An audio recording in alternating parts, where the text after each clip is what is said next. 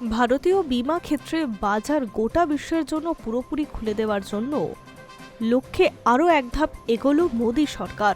সংসদে পাশ হয়ে গেল সবকা বীমা সবকি রক্ষা বিল। রাজ্য বিধানসভায় বেশ কিছু বিরোধী সদস্য বিলটিকে সিলেক্ট কমিটিতে পাঠানোর দাবি জানালেও সরকার তাতে আমল দেয়নি।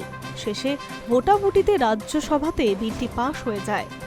এই বিল নিয়ে দক্ষিণ ভারতের সাংসদের একাংশের মন্তব্য, এই নিয়ে আরও আলোচনার প্রয়োজন ছিল। তাছাড়া গোটা বিলটির নামই হিন্দিতে, কোথাও ইংরেজি নেই। এটা আসলে ঘুরপথে হিন্দি চাপানোর চেষ্টা, যদিও সেসব আপত্তির ধোপে টেকেনি। বিলটি সংসদের উচ্চকক্ষে অনায়াসে পাশ হয়ে যায়, যার অর্থ রাষ্ট্রপতি সই করলে ওই বিল আইনে পরিণত হবে। এই বিল আইনে পরিণত হলে ভারতের বীমা ক্ষেত্রে আমূল বদল হবে। এতদিন পর্যন্ত এফডিআই এর ক্ষেত্রে সর্বোচ্চ মাত্রা ছিল ৭৪%। এবার এক লাফে তা ২৬% বাড়ানো হচ্ছে।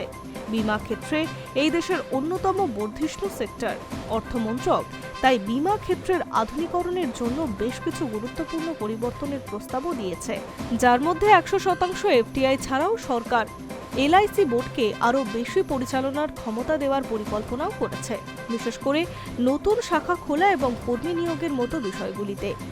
তাছাড়া ১৯৩৮ সালে বীমা আইন এবং ১৯৯৯ সালের IRDAI আইনে সংশোধনের প্রস্তাব করা হয়েছে। এর পাশাপাশি একটি সমন্বিত লাইসেন্স ব্যবস্থাও তৈরি করার লক্ষ্যেও, যাতে বীমা সংস্থাগুলি একই ছাদের নিচে একাধিক পণ্য সরবরাহ করতে পারে। তাছাড়া নতুন বিল আইনে পরিণত হলে বীমা সংস্থাগুলি অন্য সংস্থার সঙ্গে গাঁটছড়া বাঁধতে পারবে। IRDA বীমা এজেন্টদের কমিশনের পরিণাম পরিবর্তন করবে। বীমা নিয়ন্ত্রক সংস্থার ডিরেক্টরের মেয়াদ ৫ বছর পর্যন্ত বাড়ানো হবে। আপাতত বিলটি রাষ্ট্রপতির সম্মতির অপেক্ষায়। Hi news network.